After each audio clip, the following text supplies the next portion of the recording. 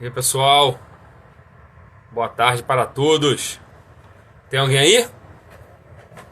Deixa eu ver quem tá aí.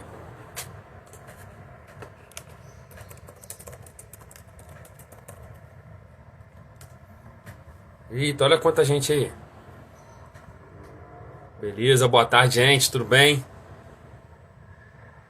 E aí, ó, prima Kelly, aí, Flavinha, Júlia.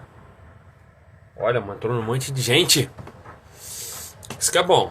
Chama a gente a cavar aqui, ó. Aqui embaixo tem uma setinha. Publica pra todo mundo aí. E. Oi, Lígia. Boa tarde, boa tarde. Isso aí, ó, publica aqui pro pessoal, fala que começou, manda pra eles, ó. Tem uma setinha aqui embaixo, tá? Isso aí. Tô vendo vários coraçõezinhos. Isso é bom. Quer dizer que o pessoal gostou mesmo da primeira live. Não é isso? Show de bola. Estamos aumentando o quantitativo de gente, isso é importante, isso é legal. Alguém pediu pra eu ver, deixa eu ver quem é.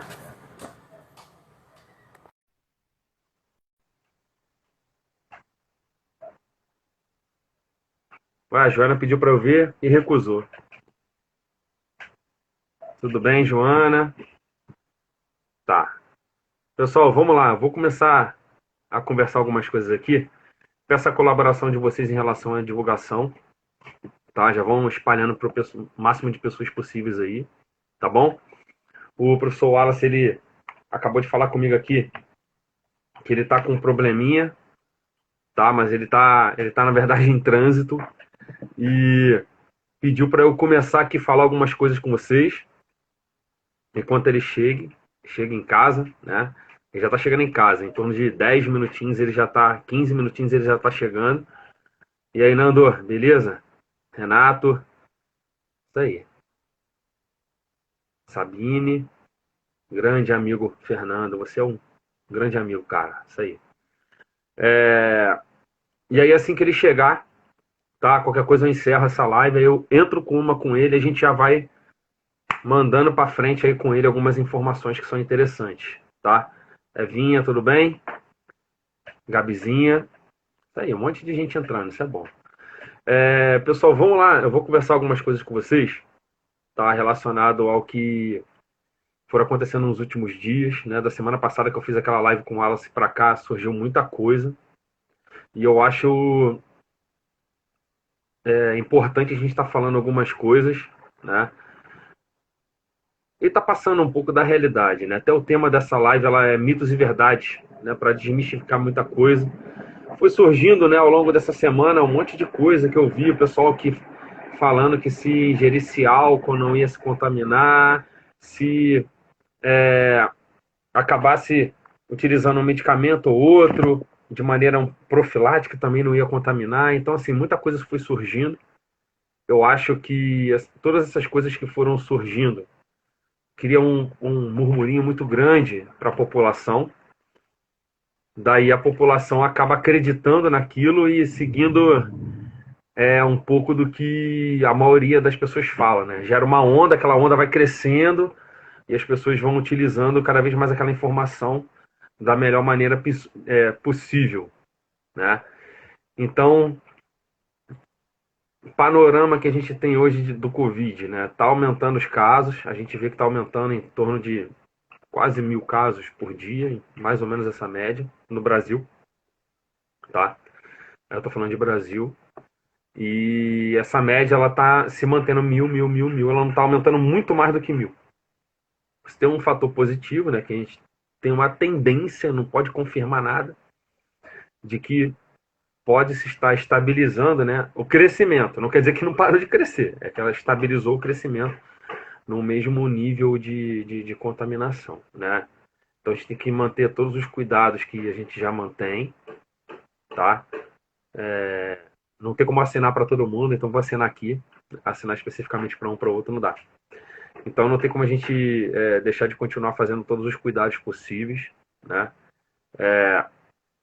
Não existe medicamento profilático, tá, gente? Existem estudos, muitos estudos mesmo, relacionado, tá, ao uso de alguns medicamentos que já são clinicamente empregados em outras patologias, como a própria cloroquina, a hidroxicloroquina. Surgiu muito grande agora essa semana sobre a ivermectina, a gente tem a azitromicina, tem vários inibidores de protease, né, lopinavir, ritonavir, e aí surgiu até essa semana, né, o atazanavir, acho que é atazanavir, que surgiu muito grande, o pessoal do Japão produzindo para ver se conseguiria utilizar de maneira profilática.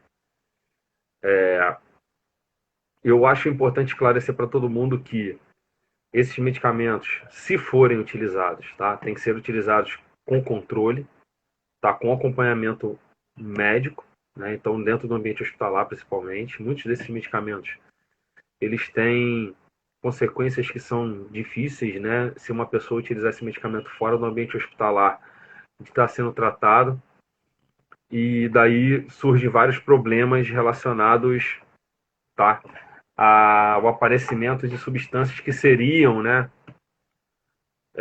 salvadoras. Havia alguém falando ali de vitamina D, de suplemento vitamínico, né? As vitaminas são elementos essenciais que a gente tem, que nos auxiliam em diversas atividades, até no auxílio da imunidade. E aí tem alguns estudos que falam que suplementação de vitamina D melhoraria um pouco o perfil de imunidade. São alguns estudos, coisa que a gente já sabe que a vitamina D é utilizada para auxiliar na captação de cálcio e outros controles, assim como outras vitaminas. Então a gente não pode chegar e assumir que é por causa do Covid que aquilo ali vai gerar alguma coisa.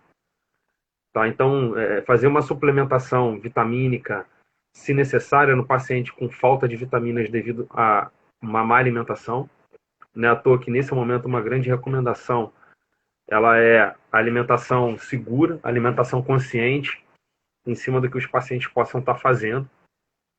E daí, com isso, né, você tentar manter um estado nutricional e equilibrar com o seu estado imunológico. A gente tem uma sintomatologia toda grande relacionada à Covid, tá? Essa semana eu comecei a sentir alguns sintomas, e aí é bem complicado, porque eu estou em casa, mas ainda estou trabalhando, estou dando aula via webconferência, de manhã, de noite, de tarde eu estou agilizando um monte de coisa, e aí acabo ficando bem cansado. Não sei se vocês olham, minha cara também é uma cara de cansado, meu olho, né, tá meio fechado, porque eu estou sentindo bastante dor aqui na região do frontal, tá congestionado, falta de ar, um peso, né, no corpo. Mas isso é uma coisa que vai passar. Eu tô com alguns sintomas, eu não sei o que que é, né? Não fui testado, então não sei o que que é. A minha esposa, ela estava com esses sintomas, ela teve febre, ela é enfermeira, ela entra em contato com diversas pessoas, então a gente não sabe o que que é.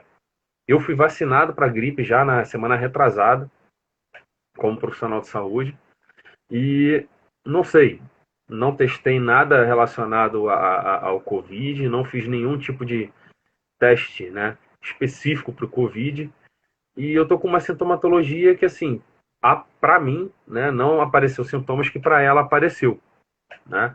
Então a dor de cabeça apareceu, o cansaço apareceu, eu tô com uma saturação que fica entre 96 e 95, tá?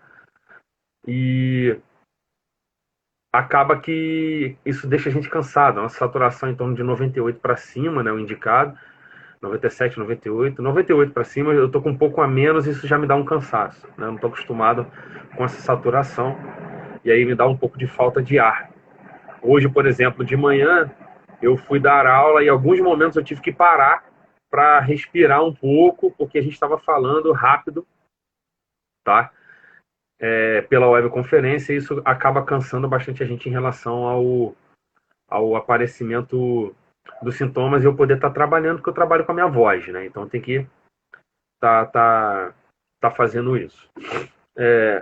Eu tô em casa, recluso, acho que a maioria das pessoas estão evitando contato. Se eu sentir alguma piora nos sintomas, aí eu vou procurar realmente, né, uma assistência médica. Eu estou seguindo as recomendações da Organização Mundial de Saúde. Se não tiver sintomas graves, ficar em casa, esperar passar. Minha esposa começou na quinta, na sexta com sintomas. Eu, quando chegou no final de semana, eu comecei a sentir. Tá, Sara? Deixa eu chamar a Sara aqui para ver o que ela quer falar comigo. Aparece aí, Sara.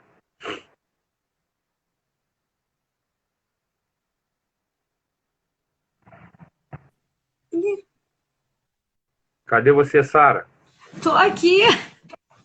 Você pediu para aparecer, cadê Não, você? não Não tô pedi, vendo, não. não. Foi sem querer. Então sai daí, menina. Pronto, a Sara saiu. Ela pediu, né, e entrou e não quer falar. Então, não tive febre, né? A Erika perguntou, não tive febre. Nada, assim, dor no corpo como se fosse uma virose, tá? Normal. Eu tô sentindo isso, né? Certamente eu não sou paciente grupo de risco. Eu tenho alguns sintomas de sinusite que há muito tempo já me assolam isso, tá bom? E pode ser a sinusite que me atacou também. Então, o que eu peço aqui, todo mundo, tudo bem, Sara, todo mundo que tem algum problema respiratório, né, pode ser, né, a deflagração de sintomas desse problema respiratório, e com isso a gente tem toda a sintomatologia gerada, a gente acaba logo Covid, e nem sempre é Covid, tá? O que a gente sabe é que pacientes que são cardiopatas, pacientes diabéticos, né, e eu vi um estudo falando lá em New Orleans e Louisiana que pacientes obesos, tá, seriam mais propensos à contaminação toda via o SARS-CoV, né, que é o nome correto do vírus, e desenvolvendo toda a síndrome de angústia respiratória que ele poderia estar causando, tá? Então, esse foi um estudo lá em New Orleans e Louisiana, onde atrelaram também um paciente obeso. Mas se você parar para pensar, paciente que é hipertenso e diabético, ele tem grande propensão também de ser obeso. Então, acaba associando tudo. E aí a gente tem, né, o aparecimento de sintomas mais graves nesse grupo de pacientes, que são pacientes que são suscetíveis, né, devido isso, Mário, também, né, a condição inflamatória da doença, né, da obesidade, principalmente, diabetes, mas a exposição maior daquele receptor de angiotensina 2, né, que fica disponível nesse tipo de paciente, utilizando algumas medicações, principalmente, tá, medicações para hipertensão e para diabetes, podem estar fazendo um pouco de aparecimento desse tipo de sintomas, tá? É mais grave nesses grupos de pacientes. Eu vi também isso, Gisele, que você falou, de pacientes com tuberculose tendo um risco maior, né? Óbvio, se o paciente ele tem tuberculose, pega o SARS-CoV, ele vai ter um processo inflamatório respiratório que piora a angústia dele, né? Mesmo em tratamento, ele vai pegar uma outra comorbidade. Olha só quem chegou. Chegou ele aí, meu grande amigo. Ó. Show de bola. Vai aparecer ele aí, gente, ó.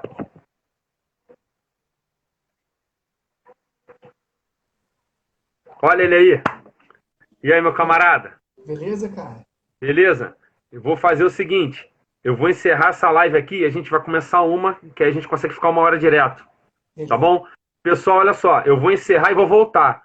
Então vocês entrem novamente e já comecem a divulgar essa segunda live que vai ser de informações maiores. Não quer continuar? Vamos continuar, pô. Vamos? Então vamos continuar. Vamos continuar. Eu tava falando com eles aqui, Wallace, né? Que você tava na correria vindo, chegando em casa. E eu tava falando um pouco de sintomatologia, falando que eu tô sentindo alguns sintomas, mas é uma coisa que para mim tá sendo só alguns sintomas. A minha esposa, ela teve febre, né? E cada pessoa vai estar sentindo um sintoma diferente. E aí pedindo só para o pessoal realmente que tiver sintomas bem graves procurar assistência de saúde e fazer o teste e fazer isso tudo. Verdade. Eu tinha combinado, pessoal, com o professor Wallace, né? Muitas pessoas que estão aqui já foram alunos nossos, nos conhecem, mas outras pessoas não. Então, assim, eu vou falar rapidinho do que eu fiz, né? Minha experiência profissional e meu currículo. Aí o Wallace fala dele e a gente começa a bater falando aqui do Covid, tá? Eu sou farmacêutico, eu tenho mestrado e doutorado em farmacologia e química medicinal, trabalhei por muito tempo em drogaria e depois eu comecei a fazer trabalho em farmácia hospitalar, até eu conseguir, né, ser professor, e já tem uns 4 anos hoje que eu sou professor full time, né? Até no início da minha carreira de docente eu fui professor e farmacêutico hospitalar, plantonista noturno, onde eu ficava fazendo correria para lá e para cá. e acabo sendo mais um curioso dentro da área de farmacologia e toxicologia. Vai lá, Wallace, se apresenta aí para o pessoal, por favor. Bom, eu também tenho essa formação acadêmica aí que o Bruno comentou. Fiz mestrado, doutorado na UFRJ, fiz pós-doutorado lá também. Sou professor na Unigran Rio há 9 anos e, e agora sou, farmacêutico bioquímico do Exército. Então, sou farmacêutico responsável por um laboratório de análise clínica no Centro de Instruções de Operações Especiais. É um quartel bem interessante, onde são formados a tropa de elite do Exército do Brasil. Então, a gente executa um trabalho muito bacana lá nesse laboratório. Em relação ao Covid, eu venho acompanhando aí desde que o vírus surgiu e tenho lido praticamente tudo a respeito, tudo que sai a respeito, todos os artigos, pelo menos o que tem saído aí de artigo publicado. Tenho lido até reportagens também.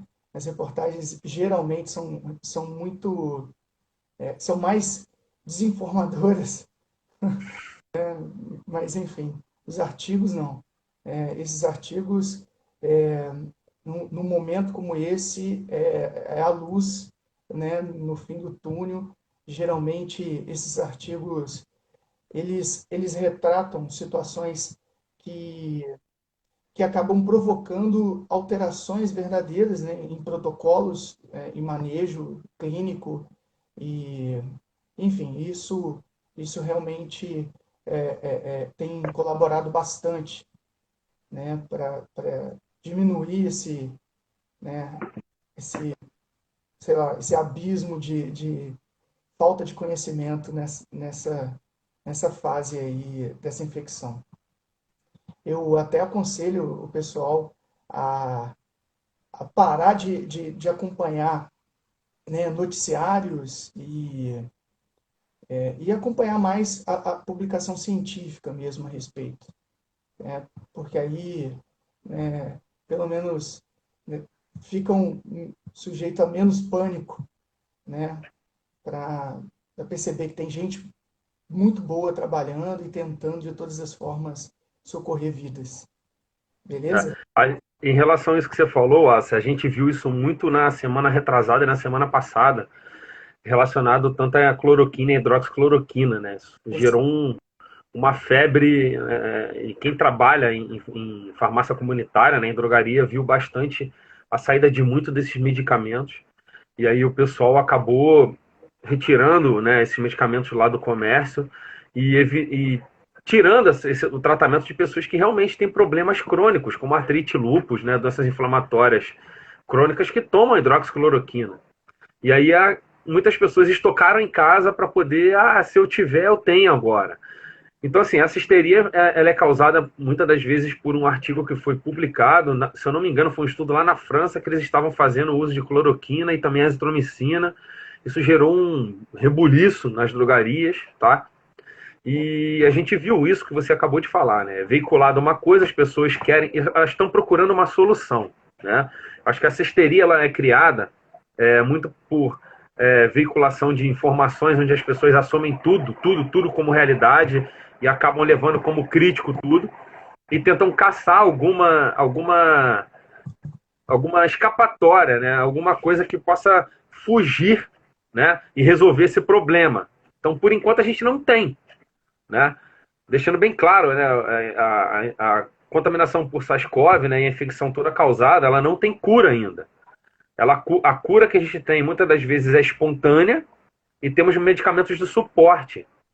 Então, saiu uma portaria até na semana passada da cloroquina, da maneira que ela vai ser utilizada, mas é só para pacientes críticos e muito críticos. Então, tem vários parâmetros que esse paciente se enquadra para usar cloroquina, não como as pessoas fizeram. Ô Bruno, você viu a utilização da ivermectina? Cara, isso aí foi uma outra coisa que eu vi.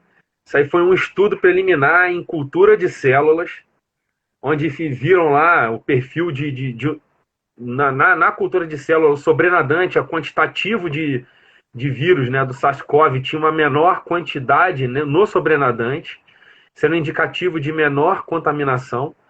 Então, isso foi um estudo só, um estudo feito com ivermectina focado ali, mostrando o sobrenadante. E eu fiquei com medo, por isso até que eu conversei contigo e falei assim, vamos tentar esclarecer algumas coisas que o pessoal talvez vá correr para comprar ivermectina. Então, é bem complicado, porque eu acho que isso, se continuar a ser veiculado, o próximo passo é acabar agora a ivermectina nas farmácias, porque as pessoas também vão tentar achar uma solução em cima da ivermectina que a gente só está vendo estudos preliminares. Fala aí. É verdade. Eu também tinha lido isso, e essa preocupação também ela é verdadeira, né? O pessoal correr para comprar ivermectina e acabar, né, não resolvendo. Acho que a desinformação nesse momento é muito fruto, né, do assunto ter caído no senso comum, né? Saiu da esfera médica, da esfera, né, científica e foi para o senso comum. Então, a população fica meio perdida. Eu lembro que isso aconteceu um pouco na época do Zika vírus, né? Foi do Zika?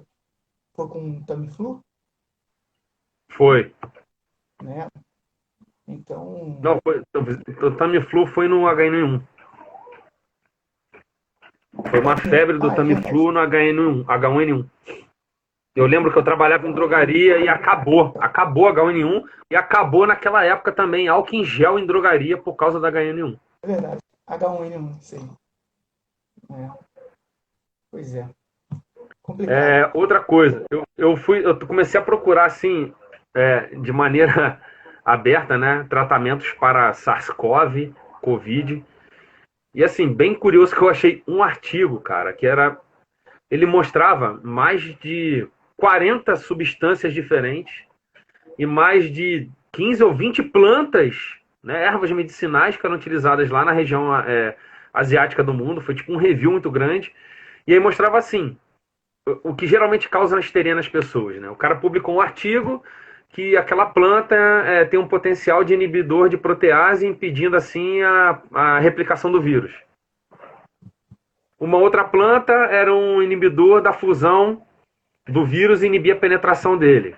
Então, assim, cada um ia falando uma coisa, e eu fiquei pensando, se esse artigo cai na mão de alguém que vai divulgar isso, cara, tem mais de 50 medicamentos aí que pode ser utilizado para a infecção do SARS-CoV. Mas isso tudo é experimental, né? As pessoas não têm noção que quando você leva isso para a esfera do humano, tem toda uma sequência a ser seguida para você aprovar e você deixar aquela medicação ser utilizada em humano. Então não é um teste in vitro, não é um teste em animais, possivelmente, que vão agilizar essa veiculação e fazer com que esse medicamento seja utilizado como a salvação.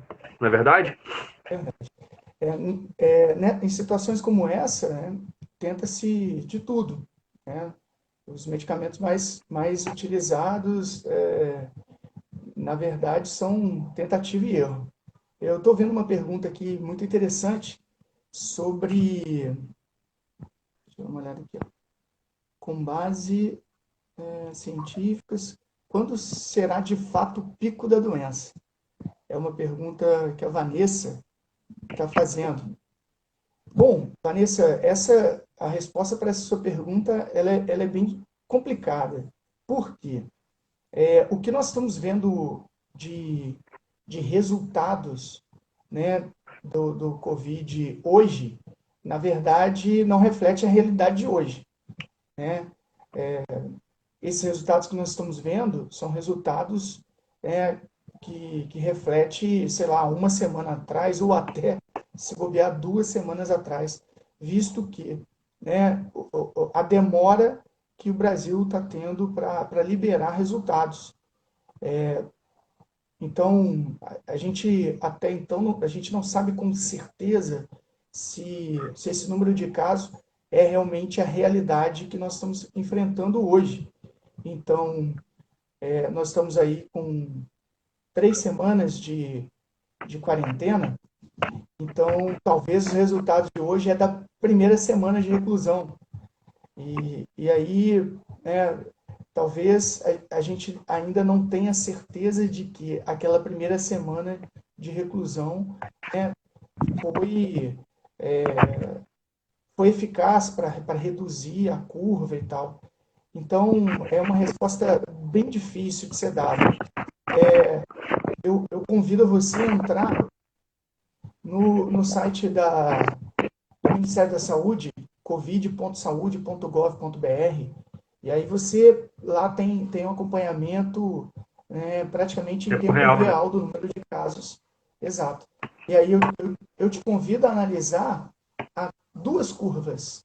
Uma, a curva de número de casos, e a outra, a curva de casos letais, né, de número de mortes. E aí você consegue fazer, né, um paralelo. Na semana passada, né, quando a gente fez essa live aqui, a situação era em torno de, se eu não estou enganado, 4 mil e poucos casos. Né? Hoje a gente já Isso. tem 12 mil casos oficiais aqui, 553 óbitos. Né? E naquela época eu lembro que a letalidade já estava em torno de 3,5 e agora já está em 4,6. Né? São Paulo é maior, cara. Acho que é 7% em São Paulo, a letalidade. Não, mas aí vai. Você está falando em Brasil, né? Eu tô falando no geral, porque é, tem estados, por exemplo, a Paraíba, né, tá com um percentual de 11, mas um número de casos muito pequeno, entendeu?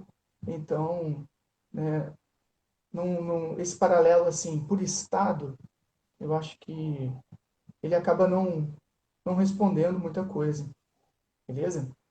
Eu, isso, eu acho que no global, no Brasil como um todo, eu acho a melhor análise. Mas então, Vanessa, fica difícil responder isso.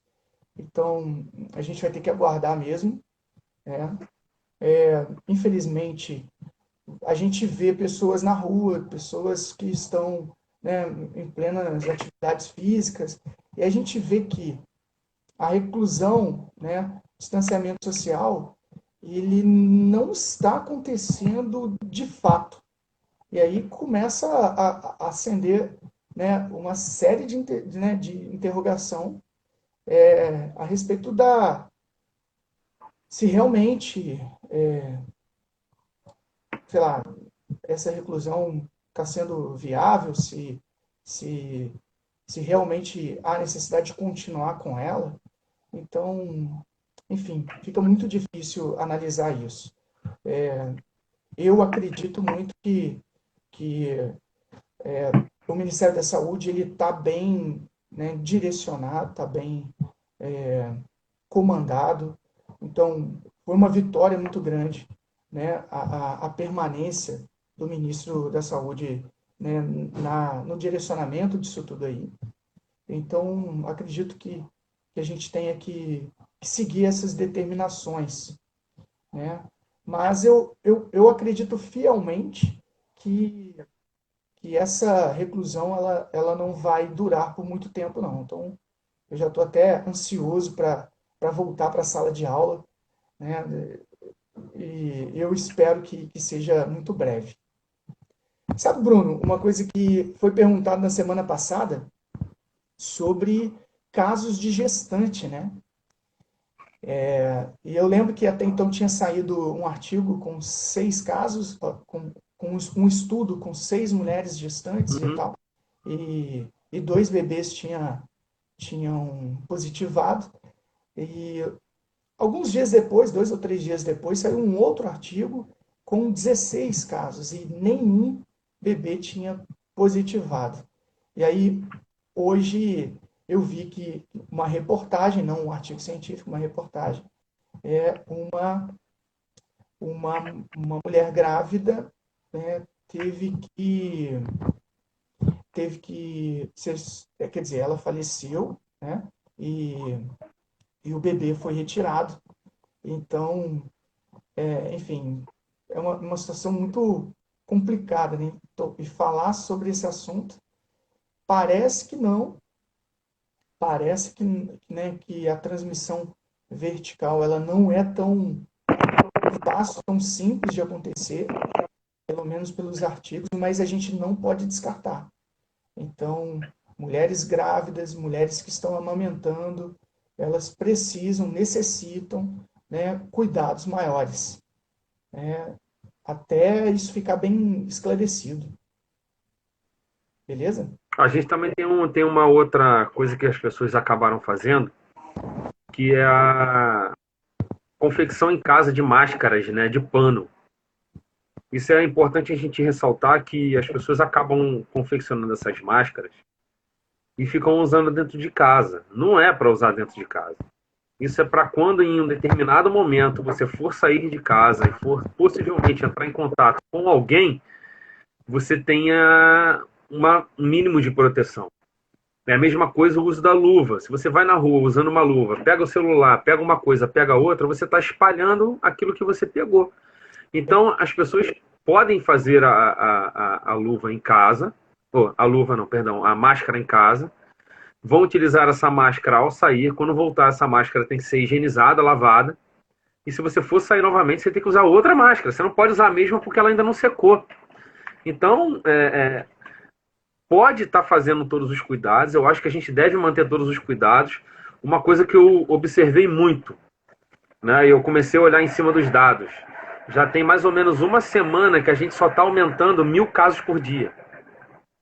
Ou seja, está se mantendo mais ou menos uma constante no aumento. Então, está aumentando, mas está aumentando o mesmo patamar de quantitativo de casos notificados, né? Vamos lá, falar de casos notificados até hoje. Então, a gente está mantendo mais ou menos um padrão de mil casos, tá? Então, isso me dá uma impressão de que, assim, as medidas iniciais, bem lá atrás, surtiram algum efeito. Agora, as medidas que a gente tomou semana passada, né, e estamos tomando essa semana, isso vai surgir lá na frente. Que é um pouco do que você falou. As pessoas acabam criando, não, já quero sair e tal, não tem nada, não. Você está evitando uma coisa lá para frente. O agora é a coisa que você fez lá atrás.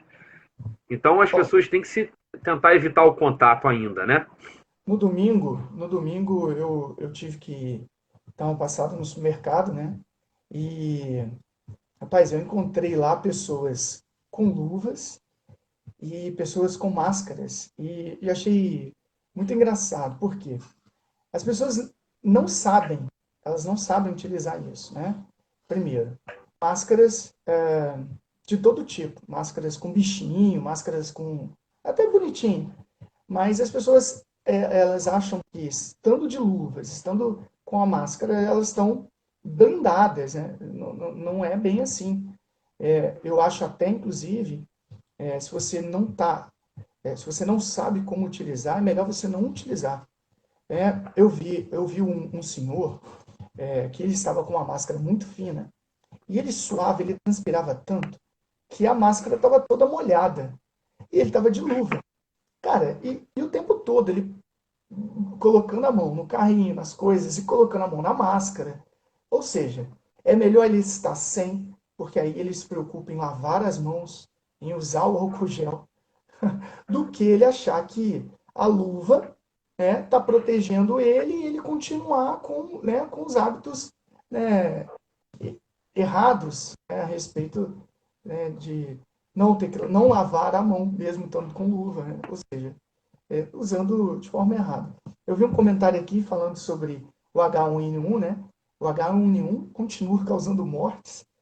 Isso não é comentado, né? Parece que já passou, né? E, enfim, só para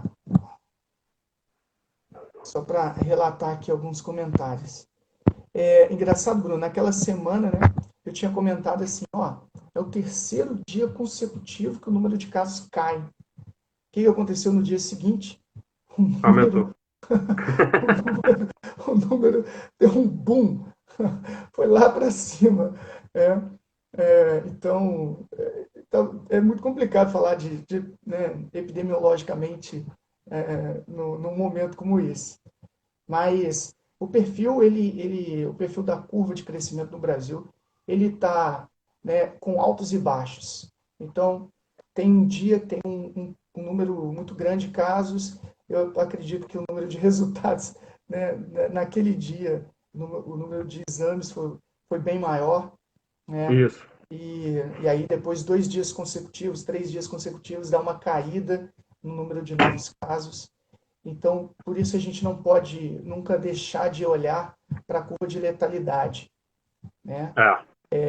A gente precisa também pensar que o exame ele está sendo ainda priorizado a pacientes que estão com sintomas graves, né? Então, tem um número gigante de pessoas que, né, que foram infectados e não apresentaram nenhum um sintoma muito grave, né? Ótimo isso, mas esse número está subnotificado, né? Esse número está subnotificado. Talvez eu acho que isso não tenha acontecido nos Estados Unidos, né? A curva nos Estados Unidos ela só cresceu e o epicentro é os Estados Unidos hoje, com mais de 300 mil casos, o número de mortes também é gigantesco, né? O americano, é, o americano, você tem uma população bem, num grupo de risco bem maior, talvez, né, que no Brasil. Lá, número de pessoas obesas, número de pessoas, né, com doenças crônicas, o número de pessoas idosas é gigante, né? E, e eles acabaram de passar pelo inverno, né? Pelo inverno. Então, é uma situação que a gente também vai ter que olhar aqui com bastante cuidado, né? Porque a gente está se Está aproximando, se né? aproximando do inverno. Então, seria bom se essa curva Tá? baixasse um pouco. Não, se ela estabilizasse, já estava bom. Exato. Porque a chance dela começar a cair lá na frente era maior. Pois é. Eu estava procurando, né, assim, as medicações, e aí eu vi, né, da cloroquina, aí eu tinha colocado até uma mensagem pessoal, né, sobre o mecanismo de ação da cloroquina, e depois eu conversei contigo, da gente fazer novamente uma live, né. A cloroquina tem 3 mecanismos aí que o pessoal acabou tentando colocar como propostas, né, de explicação. Saiu um artigo só disso, tá?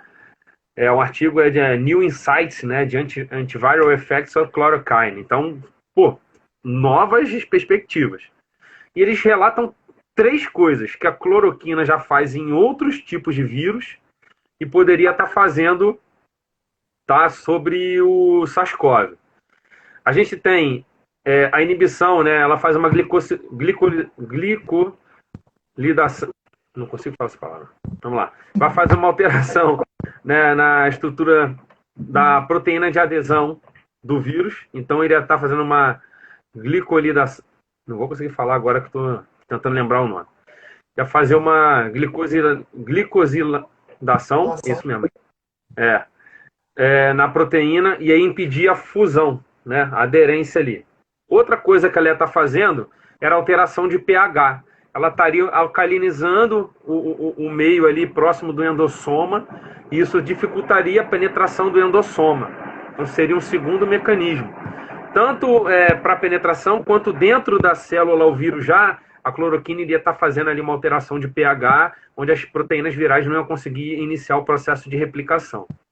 E o último mecanismo que eu vi foi da cloroquina estar interferindo diretamente lá na replicação viral, tá? Em proteínas específicas de replicação viral. Então ela estaria atuando na fusão, né? Perdão, na aderência, desculpa, na penetração e na replicação. Seriam os 3 mecanismos que estão nesse artigo e estava falando ali sobre perspectivas do efeito da cloroquina e da hidroxicloroquina. Eu vi também alguns artigos falando sobre heparina, né? Heparina de baixo peso, para pacientes com coagulopatia severa, né? Relacionada, até separei o artigo aqui, coagulopatia severa relacionada à evolução, né, de casos mais crônicos, né, da infecção do SARS-CoV. E aí o paciente já está testando, já está dando um dedímero alto, e a heparina estaria fazendo, de alguma maneira, uma redução de quase 25% desse dedímero, salvando um pouco algum grupo, né, de pacientes, melhorando um pouco o perfil de desenvolvimento dessa coagulopatia. Então, melhoraria o paciente. Eu vi também 3 antivirais que são utilizados para HIV, né, o Lopinavir, Ritonavir e o Atazanavir. Agora, esse Atazanavir, então, esses 2 dias agora foi, né, muito, né? E aí acaba que esses 3 inibidores de protease, né, já são inibidores de protease do vírus HIV e teriam também alguma atividade, né? Até a reportagem que saiu é que a Fiocruz testou e tal. O pessoal já. O Atazanavir, ele foi registrado no Japão já tem uns 4 ou 5 anos. E parece que lá no Japão o pessoal está querendo formular ele e distribuir para o pessoal. Entendeu? Para tentar ajudar na prevenção. Mas isso é tudo especulação, né? O pessoal está querendo fazer, mas já tem estudos do Atazanavir como inibidor de protease. Então, assim, do ponto alto, é claro, a gente tem a ivermectina, né, que foi um estudo único, que pelo menos eu vi, focado no SARS-CoV agora novo, que foi em carga viral em sobrenadante de cultura de células. Então, um estudo muito focado, muito específico, que as pessoas não podem projetar isso para mais. Né, que eu acho que é o maior medo que eu tenho, que você tem, como aconteceu com a cloroquina e a hidroxicloroquina. Na verdade, então a ivermectina, assim, ele é um antiparasitário, mas, pô, ela pode vir a ser utilizada, né? Um estudo preliminar, a gente tem que continuar e fazendo mais estudos. Eu vou te perguntar, cara, para que você falasse sobre a utilização do plasma convalescente, cara. Pois é, isso é uma situação também que está pensando em fazer no Brasil, né? Eu vi até o Hemorrio Foi. começando a um trabalho de, de, de screening, né? De pacientes já imunizados, né? Pacientes imunes, já tiveram a doença, se curaram e agora têm anticorpos, né? E, inclusive, criando postos de coleta em vários pontos na cidade. Né? A utilização, né, de soro de pacientes curados, eu acredito que vai ser uma alternativa muito boa, principalmente para pacientes não graves, né? É. Pacientes não graves, pacientes com sintomas moderados até aí. Né? Eu acho que isso vai ajudar bastante, porque quando você tem, né, anticorpos já prontos, né, você vai usar como a soroterapia. Então, esses Hum. anticorpos vão, né, neutralizar, né, os antígenos e neutralizar os vírus e, obviamente, impedir infecção de novas células, impedir, né, ou então estimular, né, o sistema imunológico a eliminar esses vírus, ok? Principalmente, né, os que estiverem fora de célula, né? Então, a imunidade humoral ela vai ser importante nesse, nesse combate a vírus que estão fora de células e que vão infectar outras células. Então, vai impedir a infecção de novas células, né, neutralizando esses vírus antes deles entrarem na célula. Então, é uma prática que eu acho que é uma alternativa, né? Eu acho que é uma alternativa, principalmente para pacientes não graves, né? Pacientes moderados. Eu vi uma pergunta aqui sobre como seria o tratamento de pacientes para não confirmados, né? Bom, em vários hospitais, os manejos, eles, eles são modificáveis. Então, eu já vi relatos de colegas que em pacientes não graves, né, inicialmente estavam usando Tamiflu, agora, e usando a hidroxicloroquina só em pacientes graves, né, com problemas respiratórios graves, mas já tem, né, manejo modificado, querendo utilizar a hidroxicloroquina no momento antes, precoce, né, em pacientes agora não graves, mas internados. Né? Então, pacientes que apresentam sintomas não graves, eles estão recomendando o isolamento em casa, né? Fora do ambiente hospitalar. Então, eu acho que essa prática é uma prática muito boa. Isso vai, né, não vai inchar a rede hospitalar, né, não vai, enfim, não vai ter ocupação de leitos de forma desnecessária. E o monitoramento desse paciente, né? Uma atenção familiar, enfim. Mas o monitoramento desse paciente, é, preocupando com o aumento dos sintomas, né? Então, é mais ou menos essa a prática. Então, o paciente Wallace, fala. Wallace, eu ia te perguntar, que também seria legal de falar para o pessoal sobre aquele artigo da vacina BCG. Hum, Que aquele artigo, né, ele estava fazendo uma referência a alguns países onde a vacinação, né, via BCG já era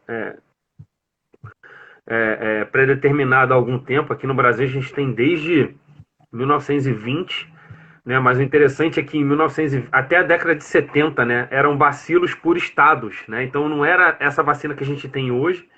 Então, a partir da década de 70, né, que a gente acabou unificando a vacinação da BCG.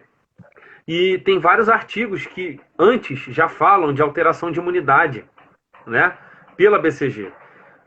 Eu me lembro muito bem que teve uma defesa de TCC lá na Unigran Rio, do aluno de biomedicina, excelente, o Gabriel, onde ele fazia o estudo, né, em camundongos, era um balbicê, que ele fazia previamente a aplicação de BCG e depois contaminava os animais com malária.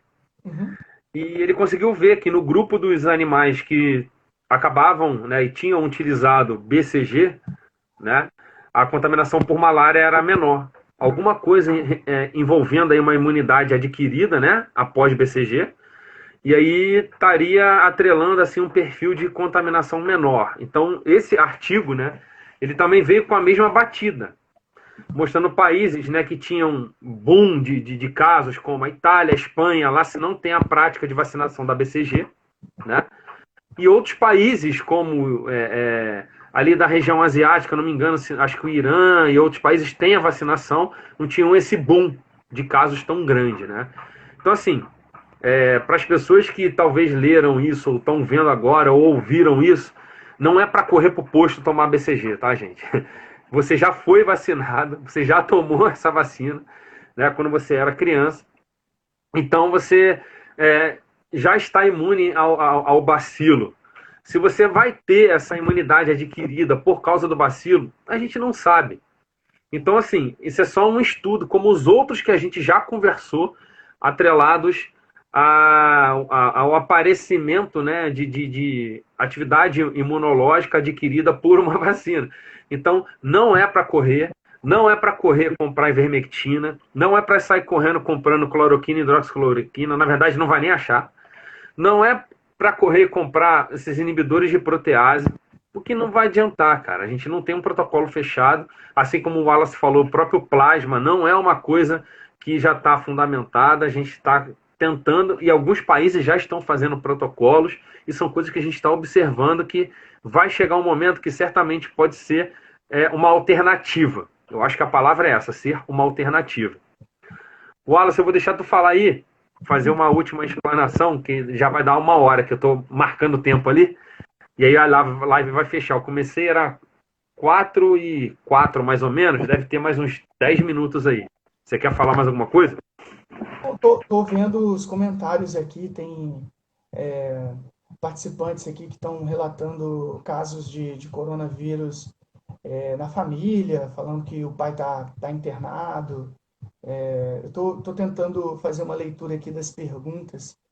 Eu vi um comentário aqui que perguntando sobre quanto tempo o vírus permanece viável no chão, perguntando se 9 dias é verdade e tal. E, enfim, essa resposta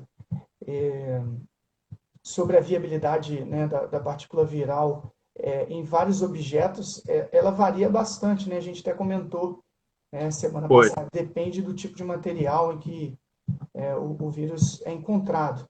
Então, tem material que o vírus não dura um dia, né? Enfim. Sobre a proximidade, né, o que eu percebo, realmente, o vírus está cada vez mais próximo da gente. E realmente, a gente, né, só sente o baque quando ele está, sei lá, do nosso lado, né, com o Uhum. familiar, né, com o cônjuge, com o namorado, com a namorada, enfim, com o irmão, né? Então, a gente sente realmente que a situação é complicada quando acontece dentro de casa. Então, para essas pessoas, né, a gente deseja assim muita força, né, muita, muito cuidado, né? É um momento realmente delicado, uma, não é para a gente negligenciar isso. Então, a gente tem que zelar pelos nossos entes, zelar, né, por nós, profissionais de saúde, né, enfim, pessoal que está lá na linha de frente, esse pessoal aí tem que ser, né, vangloriado. O pessoal tá na linha de frente, eles estão no risco, né, no risco e precisam, né, ser valorizados, ok? Eu acho Continua aí, que, Bruno. assim, deu até um murmurinho hoje que eu vi na internet. Parece que tinham falado que iriam estar distribuindo cloroquina para profissionais de saúde. Não, Cara, é acho muito complicado porque é um medicamento que os efeitos colaterais são bem são severos, complicados. né? E não é qualquer pessoa que pode estar tomando, né? O monitoramento ele tem que ser dentro do ambiente hospitalar. Então, eu acho que esse uso, é uma opinião minha, tá? Eu não acharia indicado, tá, nesse momento. Talvez, assim, um profissional de saúde dentro do hospital, numa dose controlada, que já foi feito algum estudo, aí sim, mas assim, falarem é muito difícil. Então, a gente não pode acabar chegando e falando algo do tipo, porque as pessoas acabam assumindo como realidade e tentar fazer algo relacionado a usar cloroquina sem controle, você não tem nenhuma resposta que você pode estar garantindo. A única resposta que você sabe é que os efeitos colaterais podem acontecer com maior certeza. É verdade. Ô, Né? Bruno, o Luan Ah, tá fazendo um comentário aqui, uma pergunta. O Luan eu não faço. foi nosso aluno na biomedicina, é um garoto Pô, eu excelente. sei, Luan é flamenguista, cara. Flamenguista a gente nunca esquece. Não, não é isso não, pelo amor de Deus. Mas ele está fazendo um comentário aqui perguntando sobre relatos de reinfecção. Então, ele está Ah, é. dizendo que alguns artigos tá trazendo isso, reinfecção. Ô, Luan, eu acredito muito que esses dados são inconclusivos, né? Eu acredito mais numa não cura, né? E aí é, esse, essa reinfecção, na verdade, é a mesma infecção, né? O indivíduo não teve a cura, né, A cura completa. Uhum. completa, não teve, né, a carga parasitária, a carga viral zerada, enfim. Eu acredito muito nisso, ok? Ô Bruno, eu te convido para a gente tentar fazer esse bate-bola aqui de atualizações e essa interação com os nossos alunos semanalmente, cara. Você Sim, topar? beleza. Por mim tá certo. É, o horário, eu acho que esse vai ser o melhor horário, né, que a gente vai poder entrar, porque o único dia que eu não dou aula à noite é terça-feira. Os outros Uhum. dias todos estão ocupados. Meu E Deus. você dá aula hoje à noite também. É, Então, você está ocupado todas as noites. Então, acho que o horário mais legal é esse a partir das 4 horas, né? beleza, Então, beleza. eu acho que a gente pode estar fazendo sem nenhum problema às terças-feiras às 4 horas, né? Eu vou ficar divulgando lá a chamada, né, para vocês nos ajudar, né, a juntar mais pessoas para podermos dar as informações, né? E eu acho E essa essa semana eu interação, estava. Bruno, essa interação Hã? aí da gente tentar responder, da gente pegar a fala deles é excepcional para esse A bate-bola. gente pode tentar fazer o que na próxima? Aqui embaixo tem uma setinha, tem um símbolozinho que é um quadrado com um símbolo de interrogação. Ali o pessoal faz pergunta. Eu clico aqui, não tem nenhuma pergunta, entendeu? Então, Aham. assim, na próxima live, em vez do pessoal ficar escrevendo aqui, eles cliquem ali e façam perguntas, porque aí a gente Legal. acaba filtrando ali diretamente as perguntas. E aí as pessoas tentar fazer perguntas focadas, né? Que as pessoas ficam fazendo várias, vai passando tudo aqui, a gente não consegue acompanhar, né? Eu fico mexendo aqui o cursor com o dedo na tela aqui. Toda hora você toda hora. com o dedo passando aqui. Toda hora trava. Eu tentei ativar aqui, eu vou até. Eu não consigo ver aqui, não consigo ativar. Depois eu vou tentar aprender para ativar, tá? Acabei de ganhar um café da minha esposa aqui, ó. Olha o meu café, ó. Muito bom. Então, assim, acho que vai bater o nosso tempo aqui, vai dar 5 horas agora. Eu vou falar algumas coisas, vou me despedir do pessoal, né? Passa rápido, né? A gente vai conversando, passa rápido, né, o tempo. E eu queria agradecer a presença de todos que estão aqui. Peço que nos ajudem aí, divulgando para o máximo de pessoas que a gente está fazendo essa live semanal, tentando trazer novidades, porque a gente tem que espalhar a informação e desmistificar outras, né? Eu acho que isso é uma coisa muito importante para a gente estar fazendo nesse momento. Eu até convidei o Wallace, um amigo meu médico. Eu vou ver se eu consigo fazer uma live com ele na quinta-feira de noite, né? Porque vai ser feriado, dá para a gente fazer. Então, para ele falar dos aspectos. Dos aspectos clínicos, cara. Então, assim, ele falou, Bruno, eu vou dar uma fuçada aqui nas coisas, eu vou tentar falar o máximo de coisas de aspectos clínicos, né? Para o pessoal ficar sabendo, tem isso, o que tem que fazer, para onde vai. Então, tentar passar um pouco dessa informação, eu acho bem legal. Ele topou. Ele falou assim, Bruno, meu Instagram eu criei essa semana. Eu falei, vambora, mano, vamos bombar esse Instagram aí, tu vai falar um monte de informação. É legal porque ele é enfermeiro e se graduou em medicina agora, então ele é médico, então ele tem as duas visões, isso é bem importante, por isso até que eu chamei ele, porque ele vai fazer certamente agora um panorama, né, muito maior, pegando a visão, ele pode dar um pouco da visão do enfermeiro e agora como médico ele dá a visão do médico, né? O nome dele é Iveson, ele estudou comigo no 2º grau, um cara excepcional, muito camarada meu. Ele tá aparecendo ele aqui, ó, estou aqui, ele acabou de falar ali. E aí, na quinta-feira, 9 horas da noite. Eu te chamo, eu falo contigo. Beleza? Pô, tô vendo aqui Fala várias perguntas interessantes, cara. Pessoal, aí, desculpa não ter conseguido responder todas essas perguntas, mas vou tentar anotar algumas delas aqui e na próxima a gente consiga, né, sanar essas dúvidas aí. Beleza, pessoal? Desculpa aí não ter visto várias perguntas interessantes, Bruno. Falando sobre o teste... o Wallace é isso mesmo. Olha o que a Carol falou de você aí, ó. 100% adaptado, zero tímido. Meu respeito. Eu ainda não vi. Eu acho que eu vou chegar lá. Ou não. Então, pessoal, assim, meu amigo, muito obrigado por mais um encontro. Vamos nos encontrar outras vezes. Terça-feira que vem a gente tem de novo isso aí. Pode 4h15, né? Por aí, vamos ver se ele consegue chegar chegar em casa, porque ele fica pegado no quartel também. Mas na próxima terça a gente vai falar novamente, tá? Eu peço pro pessoal aí que entrou no final, não conseguiu ver, isso vai ficar disponível no meu history, tá? Na parte do ao vivo, fica 24 horas só. Então, assim, se vocês quiserem compartilhar com várias pessoas para poderem ver um pouco das informações que a gente passou, tá? Vai estar lá. Eu sempre baixo essas lives. Eu vou tentar colocar isso no YouTube, talvez, para depois o pessoal ficar vendo. É legal replicar, tá? E muito obrigado a presença de todos. Já deve estar acabando o tempo aqui. Eu estou controlando, para senão a gente vai ter que abrir outra live. E eu peço que continuem tomando os cuidados. Lavem as mãos. Se não for possível lavar as mãos, use o álcool em gel. Uma outra coisa que é importante, higienização de face. As pessoas não têm essa noção, tá? Então fica partículas no rosto, então tem que fazer higienização de face também. É bem importante. E vamos continuar com o nosso pensamento positivo, porque isso vai passar. Como tudo que acontece na nossa vida, alguma hora vai passar. Meu irmão, muito obrigado. Um abraço. Vai descansar um pouquinho aí que você já vai dar aula, né? Que você já vai dar aula. Ó, quem apareceu aí, ó, o Cícero.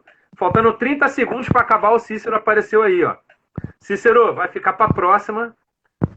Guarda a sua pergunta para a gente responder depois, tá? Tá aqui, ó, fazendo a contagem regressiva de 15 segundos restantes.